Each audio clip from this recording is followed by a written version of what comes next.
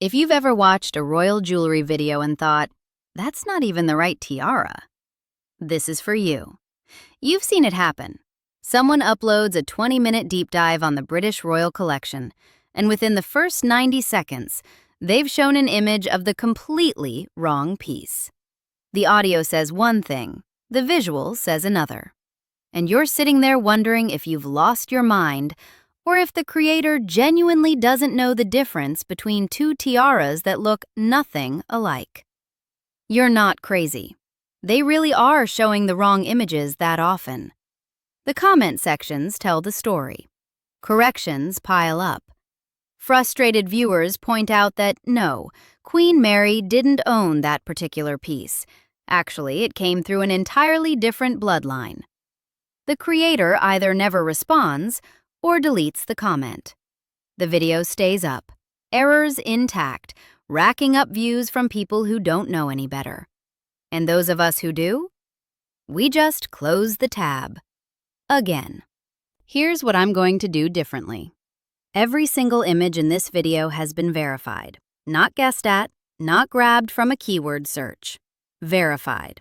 And when I tell you where a piece came from, I'm going to tell you the actual provenance chain, because the real stories are almost always more interesting than the myths that lazy content has calcified into conventional wisdom. Let's start with the one that drives me absolutely insane. The Meander tiara, also called the Greek key tiara. You'll find it attributed to Queen Mary in video after video after video. Makes sense on the surface, right? Queen Mary acquired so many pieces during her lifetime that her name became synonymous with royal jewelry accumulation. She had tiaras the way some people have throw pillows. So when you see a diamond piece with a geometric Greek key pattern, the instinct is to file it under probably Queen Mary's collection. Except no. The Meander tiara has nothing to do with Queen Mary. The actual ownership chain runs through Greece and Battenberg, not through the British crown. Princess Alice of Battenberg received it as a wedding gift in 1903 when she married Prince Andrew of Greece and Denmark in Darmstadt, Germany. She was 18 years old. The Greek key motif wasn't a random design choice. It was a deliberate nod to her new Greek royal family, one of the most recognizable symbols of classical Greek art worked in diamonds across a bandeau-style frame. And then, Princess Alice lived one of the most extraordinary lives of any 20th century royal. The 1922 Greek Revolution forced her family to flee. Her husband was arrested and came within days of execution before international intervention saved him. She lived through periods of profound mental illness, spent time in sanatoriums, eventually found her calling in religious service, and founded a nursing order of Greek Orthodox nuns in Athens. During the Second World War, while Nazi forces occupied Greece, she sheltered a Jewish family in her home on Koranu Street, Rachel Cohen and 2 of her children. For this, she was posthumously honored at Yad Vashem as Righteous Among the Nations in 1993. Through revolution, exile, return, spiritual transformation. The Meander tiara remained among her possessions, a link to her youth and that brief moment as a princess bride before history intervened so dramatically. When Princess Alice died on December 5, 1969, she was living at Buckingham Palace, apartments provided by her daughter-in-law, Queen Elizabeth II, since 1967. Her jewelry passed to her son, Prince Philip. The pieces then entered the British royal collection as Philip's gift to Elizabeth. This is the provenance point that every lazy video misses. The Meander tiara came to Elizabeth II through her husband's maternal inheritance, through Princess Alice of Battenberg, not through Queen Mary, not through the traditional channels of British royal jewelry acquisition. Queen Mary, born Mary of Teck, wasn't even descended from Queen Victoria. She married into Victoria's family through her union with the future George V. She and Princess Alice shared no bloodline connection that would explain jewelry passing between them. When Princess Anne wore the meander tiara to a state banquet in November 2019, she wasn't just wearing a pretty piece from the collection. She was wearing her grandmother's wedding tiara, a direct connection to Princess Alice's remarkable life. That emotional resonance, that narrative depth, is exactly what incorrect attribution strips away. The real story is better than the myth. It's almost always better than the myth. Speaking of myths that need dismantling, Diana and the Locked Vault. You've probably heard some version of this, that Diana was denied access to the really good pieces, that Queen Elizabeth hoarded the best tiaras and gave her daughter-in-law inferior options, that there was some kind of jewelry-based power struggle playing out through denial of diamonds. The actual situation was more complicated and more interesting than tabloid framing allows. First, you have to understand how royal jewelry lending actually works. The British Royal Collection contains pieces that belong to the Crown as institution, effectively state property held by the monarch in their official capacity. These aren't personal possessions to be given away or bequeathed. They pass automatically to each succeeding monarch. Then there are pieces that monarchs and family members own privately, which can be gifted, sold, or left to anyone they choose. The distinction matters enormously when discussing who gets to wear what. Diana entered the family on July 29, 1981, wearing her own family piece, the Spencer tiara. That stunning floral design had been in her father's family since the 1930s, assembled from various earlier pieces for Diana's grandmother, Lady Cynthia Spencer. This was Diana's to wear by family right, not by royal loan. The choice to wear a family tiara rather than a borrowed royal piece was notable in itself, establishing from the outset that Diana had her own jeweled heritage to draw upon. After her marriage, Diana gained access to certain collection pieces for official engagements. The Cambridge Lover's Knot became particularly associated with her, that extraordinary cascade of pearls suspended within diamond-encrusted arches, originally made for Queen Mary in 1914 by Gerard. The piece is rumored to give its wearers headaches due to its substantial weight. Diana apparently found this rumor accurate. She wore it repeatedly throughout the 1980s and into the 1990s. State opening of Parliament in November 1982. A banquet at Hampton Court in November 1988. A state visit to Hong Kong in November 1989. Photographs of Diana wearing the lover's knot remain iconic, but she didn't own it. It was a loan. The Queen Mary fringe tiara, the sunray-style bandeau that Elizabeth herself wore at her 1947 wedding, was loaned to Diana for the Canadian tour in June 1983.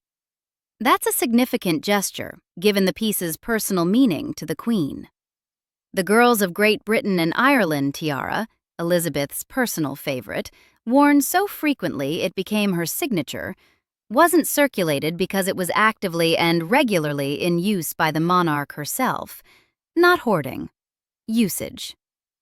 Here's what Diana could not do. She couldn't treat loaned pieces as personal property, couldn't modify them, couldn't take them out of the country without permission and proper security arrangements, couldn't leave them to anyone in her will. These restrictions applied to all family members using collection pieces. They weren't special impositions on Diana. The timeline of Diana's jewelry use tracks with her changing role. Her last public wearing of the Cambridge Lover's Knot came in December 1992. The same month, the separation from Prince Charles was officially announced by Prime Minister John Major on December 9th. After the divorce was finalized on August 28, 1996, Diana returned all pieces that had been loaned from the collection. This wasn't punitive seizure. It was the natural consequence of her changed status. She was no longer making state visits requiring crown jewels, no longer in the line of succession that justified access to those particular symbols of royal continuity. She retained her personal jewelry, Pieces that had been genuine gifts to her, including a sapphire and diamond suite given as a Saudi Arabian wedding gift, along with her Spencer family inheritance. She wore these in her post-divorce public life until her death on August 31st, 1997. The more interesting questions aren't about what Diana was forbidden to wear. The interesting questions are about the choices she made within the system. How jewelry served as visual communication in her royal and post-royal life. But those questions require treating the subject with nuance instead of reaching for tabloid framing. Now, let's talk about the errors that make you want to throw your phone across the room. The Vladimir tiara presents perhaps the most common source of confusion.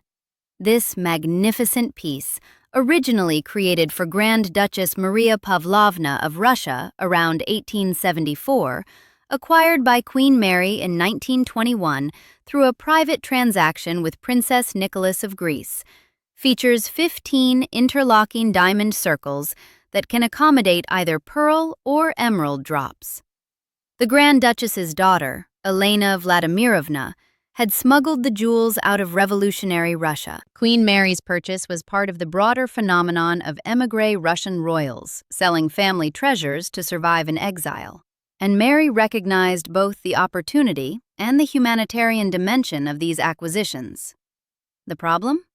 Numerous similar-looking tiaras exist, various Kokoshnik-style pieces with geometric frames. Content creators regularly show images of related but distinct pieces while discussing the Vladimir specifically. The Grand Duchess's original Russian court setting. Other Romanov pieces now in private collections. Even modern reproductions, all appearing in videos purportedly about the British royal piece. Queen Elizabeth II typically wore the Vladimir with pearl drops for state occasions, but occasionally opted for the Cambridge emeralds, which were purchased separately and adapted to fit the frame in 1924. That versatility is part of the piece's legend.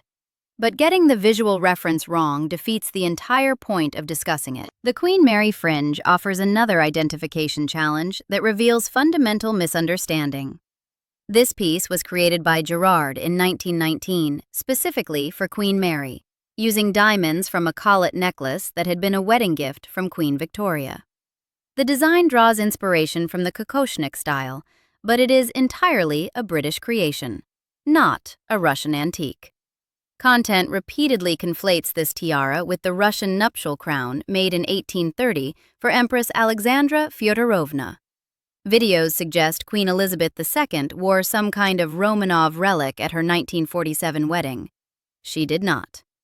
The British fringe tiara is an homage to Russian aesthetics, not a Russian artifact. The 1830 Russian piece belonged to the Romanovs and followed an entirely different path through history. Confusing the two is exactly the kind of error that reveals a creator hasn't done basic research. Famously, a setting class broke on the morning of Elizabeth's wedding and had to be urgently repaired by the court jeweler. Princess Anne wore the same British-made piece at her 1973 wedding. Princess Beatrice wore it at her intimate 2020 ceremony. 3 generations of royal brides in the same tiara, and it's never been Russian. Multiple royal families possess fringe-style tiaras of broadly similar appearance: Greek, Spanish, Scandinavian. Images of all of them regularly appear in content purportedly about the British version. The distinguishing features require actual attention to identify correctly. The Cartier Halo Tiara. The piece Catherine, Princess of Wales, wore at her April 29, 2011 wedding, gets confused with other Art Deco bandeau pieces from the same period. It was made by Cartier in 1936 for the then Duke of York to give to his Duchess. The design features a distinctive scroll motif with a central 16-pointed star surrounded by 739 brilliants and 149 baguette diamonds. Yet content regularly displays other Cartier pieces from the era. Other bandeau-style tiaras, even digitally manipulated composite images that match no historical piece at all. And then there's the absolute worst category of error: showing entirely wrong images while audio discusses a different piece altogether. This happens with striking frequency in hastily assembled content where creators match keywords to image databases without verification. A video discussing Queen Mary's Girls of Great Britain and Ireland tiara, presented to the then Princess May of Teck in 1893 by a committee of girls from across Britain and Ireland as a wedding gift, might display imagery of her fringe tiara. A segment on the Cambridge Lover's Knot might show the similar-looking but distinct Delhi Durbar parure pieces. These are not subtle distinctions. They are as obvious as showing a photograph of a cat while discussing dogs. I want to address something else that comes up in comments. The challenge of, how do you know this? Because that's a fair question. Anyone can sound authoritative on the internet. Sir Hugh Roberts served as director of the Royal Collection and surveyor of the Queen's works of art. His book, The Queen's Diamonds, published in 2012 to coincide with Queen Elizabeth II's Diamond Jubilee, remains the definitive scholarly source on the provenance of major pieces in the collection. Leslie Field's work on royal jewelry history provides additional documentation. Auction records from Christie's and Sotheby's establish provenance chains for pieces that have passed through sale at various points. The Royal Collection Trust maintains detailed documentation of pieces in their care. When I tell you where a piece came from, there's a paper trail. When lazy content attributes the Meander tiara to Queen Mary, they're just making assumptions based on her reputation as a collector. The actual records show something different. Provenance is a chain, and getting the links wrong matters. Queen Mary didn't commission the Vladimir tiara. She bought it, nearly 50 years after its creation, from Russian émigrés who needed funds desperately in the aftermath of revolution. That distinction matters for understanding the piece's history. Pieces can be gifts, purchases, inheritances, conversions from other forms, or assembled from components with different origins. Collapsing these categories produces exactly the kind of sloppiness that erodes credibility. When someone says a piece was commissioned by a royal, but it was actually purchased by or inherited by, that's not pedantic quibbling. That's getting the story wrong. The pearl drops on the Vladimir are original to the parure. The cabochon emerald alternatives were acquired later. When Princess Anne chooses between them for an engagement, she's making a styling decision within the history of the piece. When Catherine wears the Cartier halo, she's wearing Art Deco British craftsmanship, not some generic old tiara. When the Queen wore her Girls of Great Britain and Ireland tiara so frequently it became her signature, she was wearing a piece given to her grandmother by thousands of British and Irish citizens who donated pennies to fund it. Every piece has a story. The story is always better than, Queen Mary had a lot of jewelry. You already knew most of this. That's why you're still watching. You've noticed the errors. You've left the corrections in comments that got ignored. You've closed tabs in frustration when yet another creator showed the wrong image while confidently explaining provenance they clearly didn't research. I see you. I know you've noticed. The Meander tiara belonged to Princess Alice of Battenberg, a woman who sheltered Jews from Nazis and founded a religious order and survived revolution and exile. Not Queen Mary. The Cambridge Lover's Knot was loaned to Diana, not given. The Queen Mary fringe is British, not Russian. The Vladimir was purchased in 1921 from desperate émigré royals selling family treasures to survive. These aren't obscure corrections. They're basic accuracy.